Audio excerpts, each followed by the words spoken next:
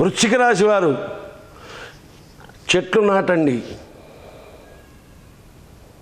చెట్లకు నీరు పోసే ప్రయత్నం చేయండి. శ్మశానాలలో పేద వారికి అక్కడ సౌలభ్యం కల్పించండి. నీటి సమస్యను తీర్చండి. భూ సంబంధమైనటువంటి హాని చేయకండి.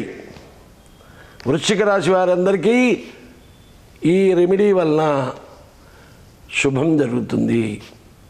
ధనుస్సు రాశి వారు పెద్దవారి ఆశీర్వచనాన్ని మరిచిపోకండి. మంచి వేదాంతుల యొక్క, సాధువుల యొక్క, సంతుల యొక్క, దేవాలయ అర్చకుల యొక్క గౌరవాన్ని కాపాడండి. వారి కోసం మీరు ఏదైనా త్యాగం చేయండి.